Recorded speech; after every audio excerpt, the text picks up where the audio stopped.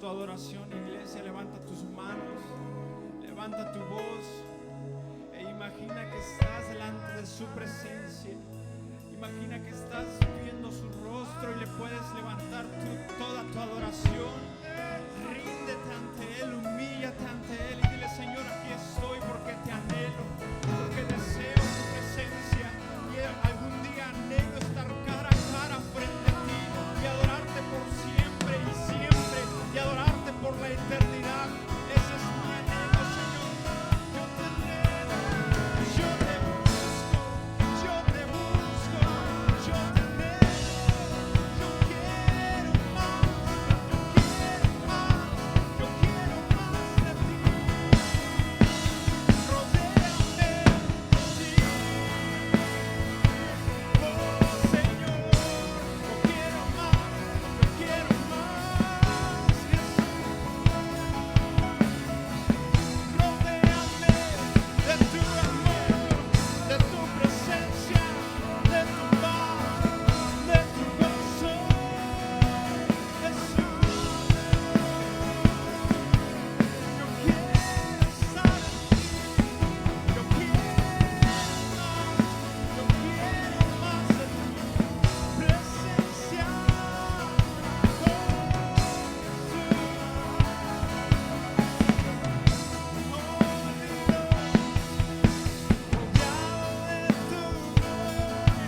que sentirá mi corazón, danzaré en tu presencia, hoy que tú me quedaré, de pie ante tu gloria, de rodillas yo caeré, cantaré, aleluya, sin el habla me quedaré, solo me imagino.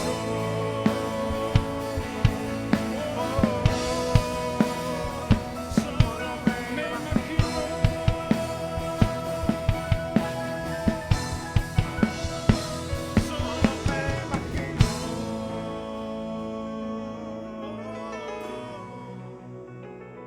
solo me imagino, solo me imagino,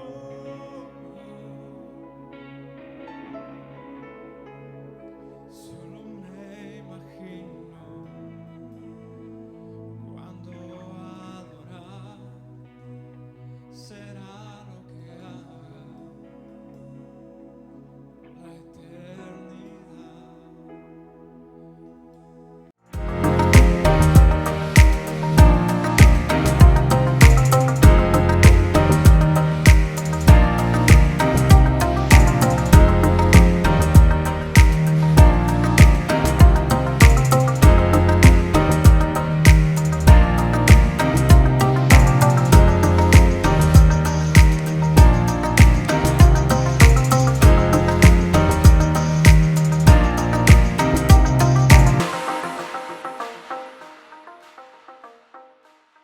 Buenos días, Dios les bendiga.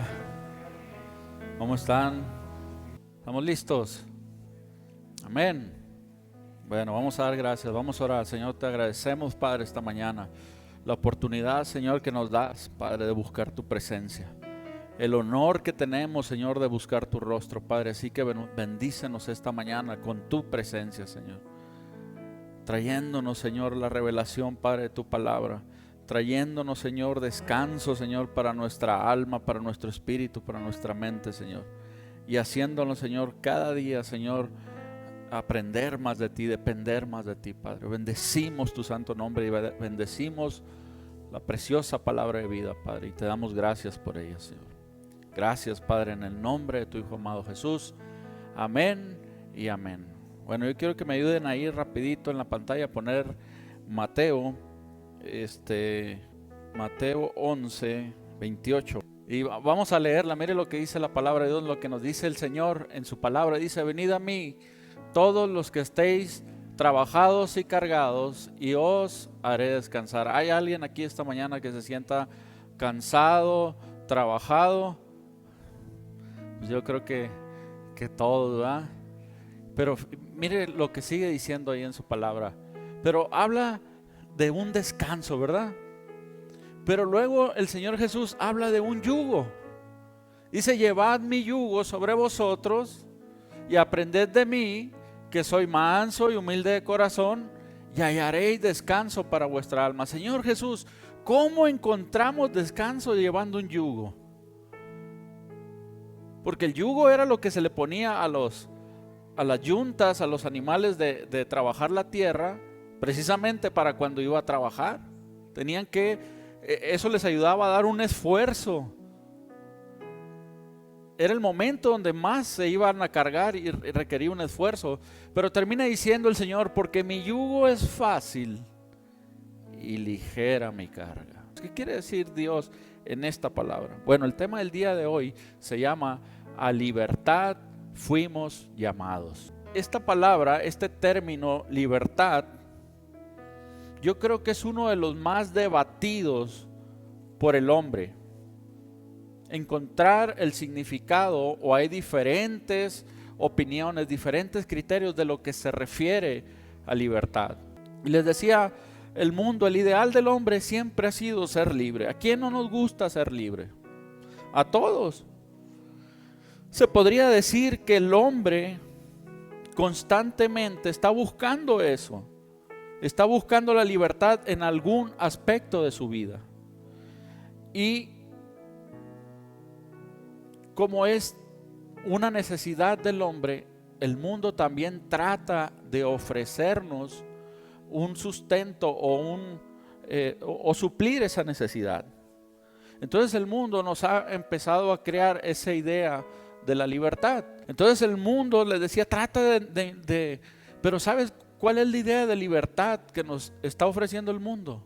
Y lo estamos viendo en la manera de pensar de la mayoría de la gente. Nos está ofreciendo una libertad donde no hay límites, donde tú puedes hacer y decir y vivir de la manera que tú quieras, sin esfuerzo, sin luchar, sin trabajar. Pero otra cosa, vivir la vida sin sacrificios. Ese es el concepto de libertad que el mundo nos ha ofrecido, no tener límites. Tú puedes hacer lo que quieras. Este concepto de libertad, mis queridos hermanos, es muy atractivo. Es muy, muy atractivo. ¿A quién no nos gustaría vivir así? Y la gran mayoría de las personas, yo creo que ahorita nuestra filosofía es esa. Bueno, la gran mayoría de las personas.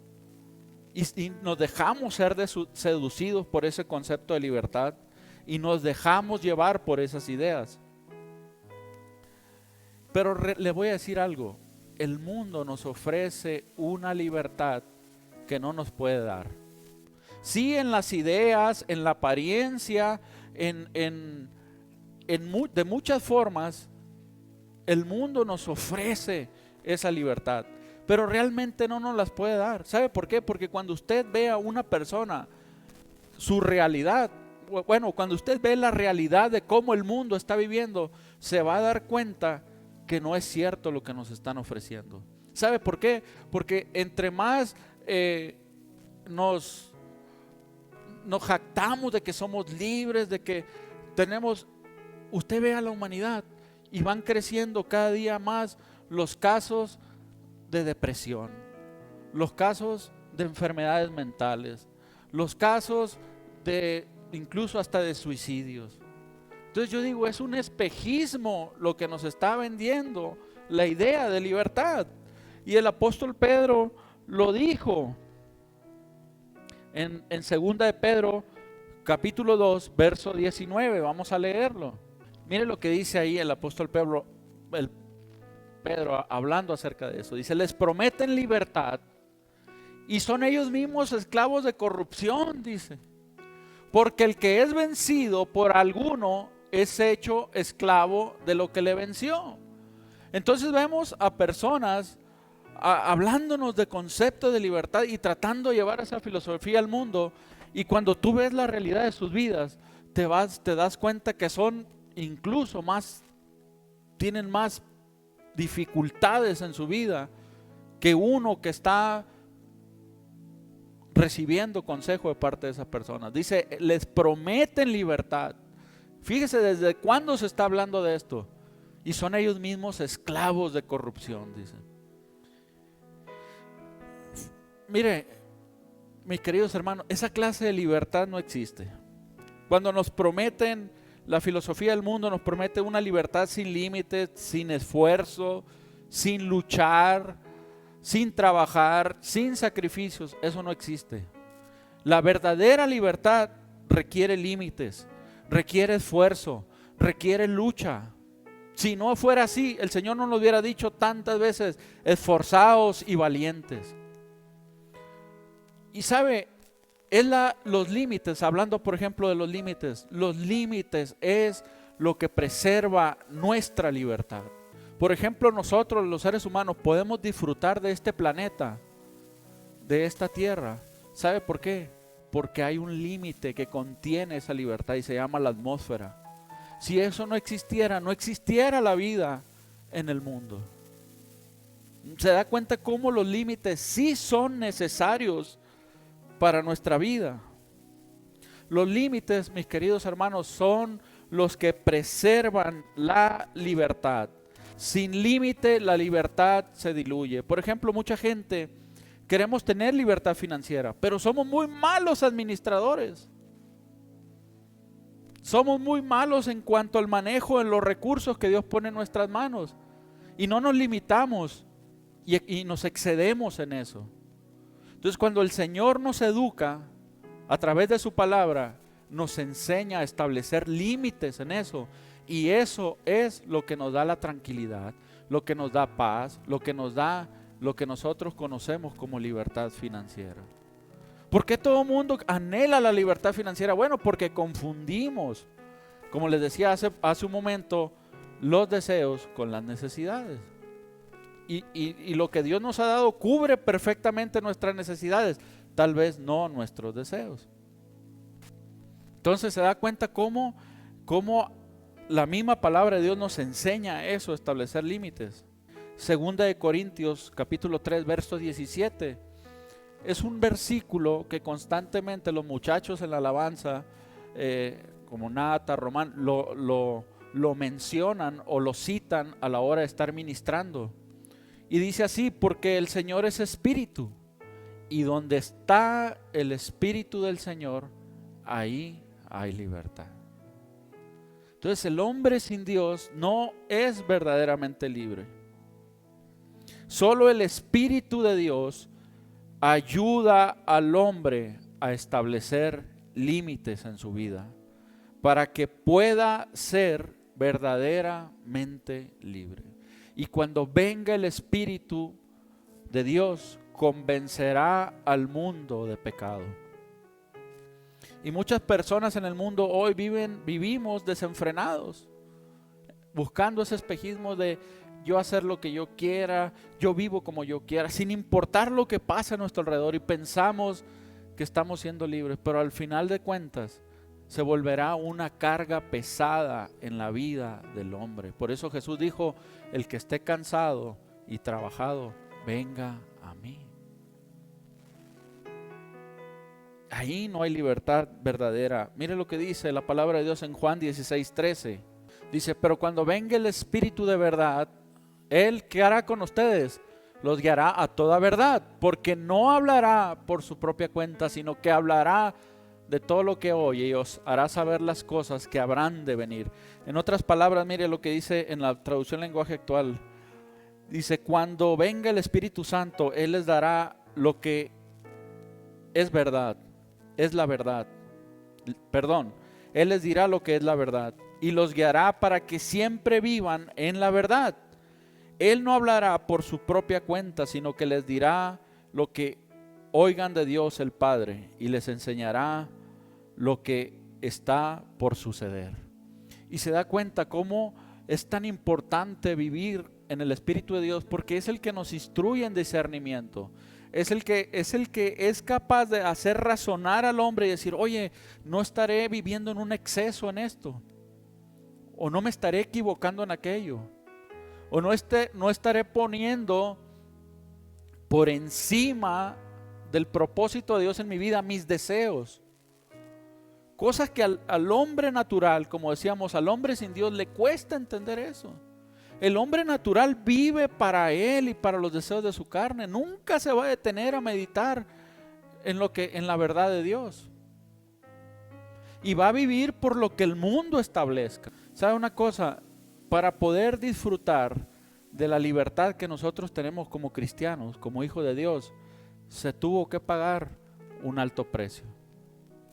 Ya hablamos acerca de los límites. Pero ahora hablamos de que la verdadera libertad, decíamos hace un momento, requiere límites, esfuerzo, sacrificio. Y nuestro Señor Jesús tuvo que pagar un alto precio, hacer un sacrificio para que nosotros pudiéramos disfrutar de la libertad que hoy tenemos. ¿Y cuál es esa libertad que Dios nos ofrece? ¿Cuáles son esos beneficios que nos trae la libertad en Cristo que el mundo no encuentra valor en ellos? Dice la palabra en Romanos 8, capítulo 8, verso 1 y 2. Dice, ahora pues, fíjese uno de los beneficios que encontramos ahí. Ninguna condenación hay para los que están, ¿qué dice? En Cristo Jesús. Los que no andan conforme a la carne, sino conforme al Espíritu, el que nos enseña a andar en la verdad. Porque la ley del Espíritu de vida en Cristo Jesús me ha librado de la ley del pecado y la ley de la muerte. De la muerte espiritual se está refiriendo, ¿verdad?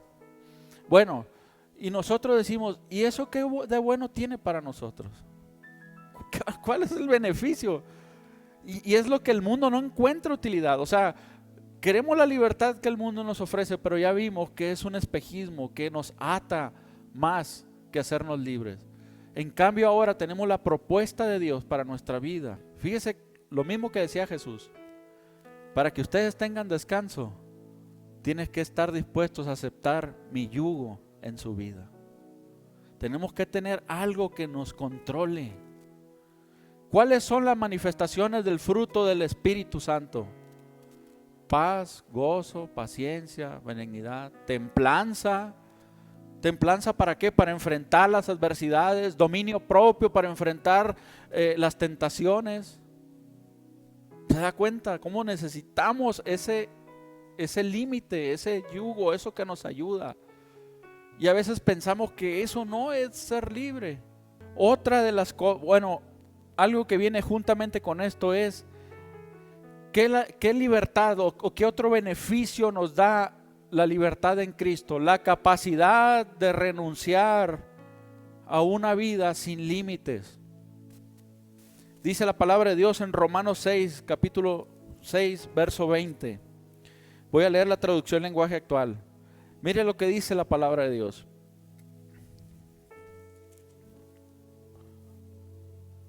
Versículo 20. Mire lo que dice. Cuando eran esclavos del pecado, no tenían que vivir como a Dios le agrada. Dice, pues no tenían ese yugo, pues. El yugo que nos pide Cristo llevar. Pero hace una pregunta, ¿pero qué provecho sacaron?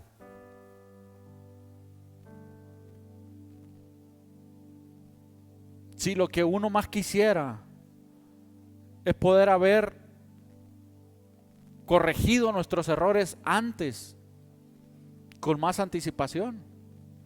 Dice, sí, no tenían que llevar el yugo de Dios cuando eran esclavos del pecado. Pero ¿qué provecho sacaron? Y dice aquí, y sigue diciendo, tan solo la vergüenza de vivir separados de Dios para siempre. Sin embargo, ustedes ya no son esclavos del pecado, ahora son servidores de Dios. Y esto sí que es bueno, pues el vivir solo para Dios les asegura que tendrán la vida eterna. Quien solo vive para pecar recibirá como castigo la muerte, pero Dios nos regala la vida eterna por medio de Cristo Jesús, nuestro Señor. Y fíjese, este es otro beneficio, lo que les decía ahorita. Hay gente que vive bajo el pecado, pero no porque quieran, porque están incapacitados. Pero una vez que permitimos que Dios, que Cristo obre en nuestra vida, pues nos hacemos capaces, nos renunciamos a esa vida. Entonces la libertad que Cristo nos ofrece Es diferente a la que el mundo, pero es la que verdaderamente trae libertad a nuestra vida. Dice la palabra de Dios en Gálatas 5:13, a libertad fuimos llamados, que es el título del mensaje del día de hoy. Pero solamente que no uses esa libertad como ocasión, ¿para qué? Sino servíos por amor los unos a otros.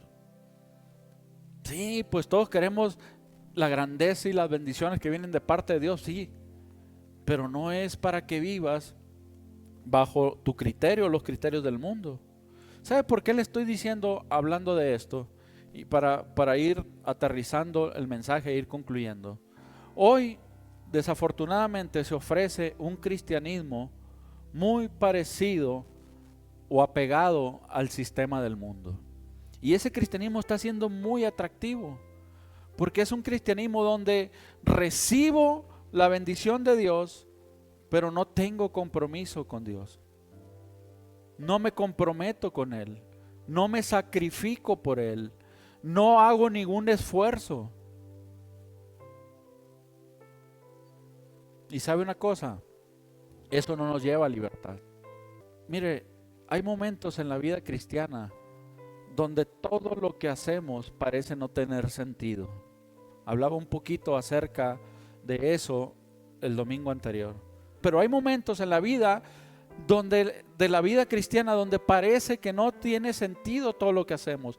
El orar, en congregarnos, en guardar nuestro testimonio, en comportarnos diferentes al mundo, en decir, mira, pues sí, Señor, dame chance. Dame chance porque mira, aquel se fue por aquel lado y como que avanzó más rápido y tú quieres que me vaya por el camino más largo. Entonces parece que no tiene sentido. ¿Por qué? Porque es lo que les digo, el sistema de libertad que el mundo nos ofrece es muy atractivo. Pero ¿a qué nos lleva eso? A enfriarnos como cristianos. Caemos en un frío, en una indiferencia, ya no sentimos lo mismo que sentimos cuando fuimos tocados por el Espíritu Santo.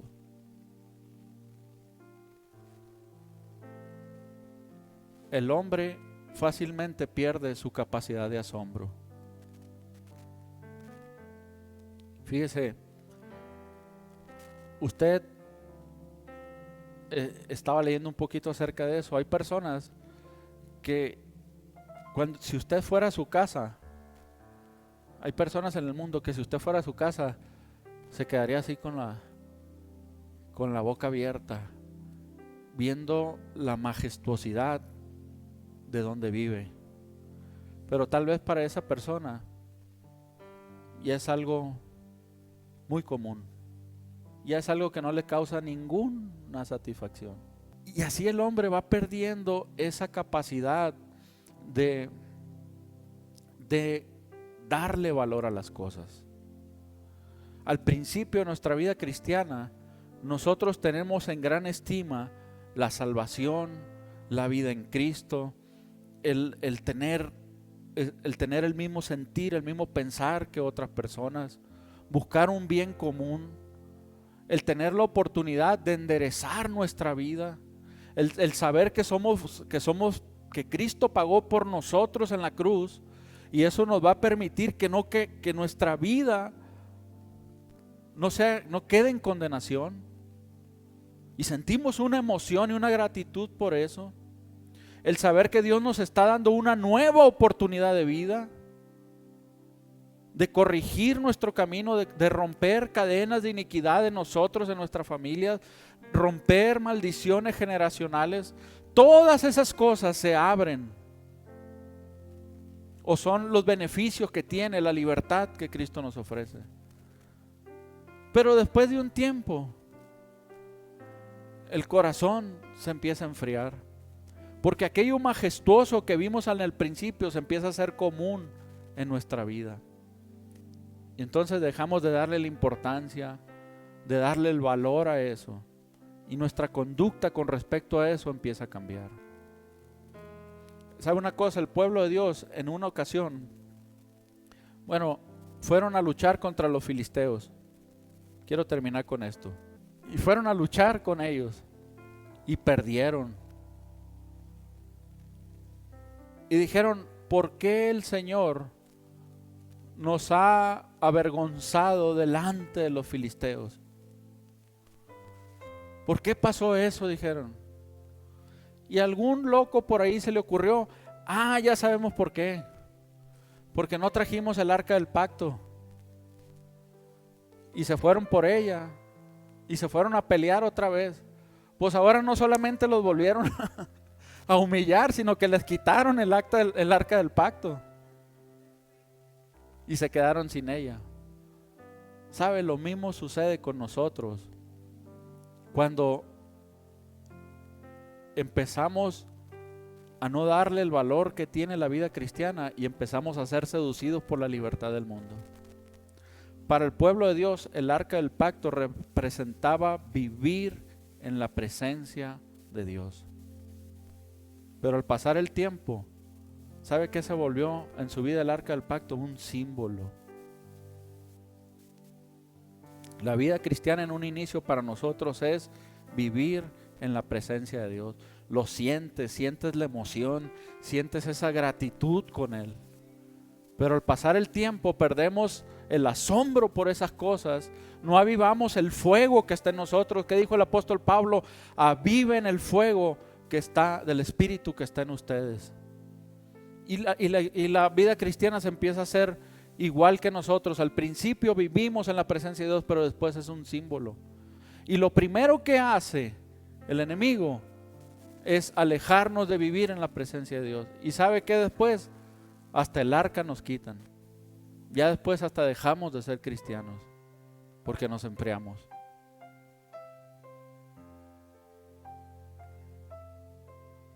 Yo sé que la libertad que a muchos, ¿por qué les digo esto? Porque cuando dejamos de ver el valor en la vida cristiana, en vez de verla como un beneficio, se empieza a hacer un yugo en nuestra vida. A veces, ¿qué hicieron los israelitas? No, pues, ¿por qué perdimos? ¿Sabe por qué habían perdido contra los filisteos? Porque dejaron de escuchar a Dios, dejaron de habitar en su presencia. Y ellos dijeron, no, es el arca. Y a veces nosotros decimos, híjole, ¿por qué tengo tantos problemas? Si yo soy cristiano. Es más, mira, yo sigo a este pastor en las redes sociales. Se da cuenta, todo lo convertimos en un símbolo. Y Dios no está buscando. ¿Qué había dentro del arca? ¿Qué había de especial dentro del arca? La ley, que es lo que le ponía límites. El maná del cielo, que descendió para enseñarle a los hombres, no solamente de pan vivirá el hombre. Y la vara de Aarón, que reverdecía, la dirección. Eso es lo que había en el arca. ¿Se da cuenta? Hermanos, quiero terminar con esto. Nosotros somos llamados a ser diferentes, pero Dios no espera eso de nosotros. ¿Sabe por qué? Porque Él sabe que en vez de llevarnos a una verdadera libertad, vamos a empezar a padecer más conflictos. Quiero terminar con 1 Pedro capítulo 2 verso 9. ¿Quiénes somos nosotros? ¿Y qué espera Dios de nosotros? Dijo el apóstol, ustedes no pueden vivir igual que el mundo. Dice, ustedes son linaje escogido, real sacerdocio, nación santa, pueblo adquirido por Dios, para que anuncien las virtudes de aquel que los llamó. ¿De dónde? De las tinieblas a la luz, de la esclavitud a la libertad. Amén. Yo sé que a veces es difícil entender estos conceptos, pero es a lo que Dios nos está llamando. Amén.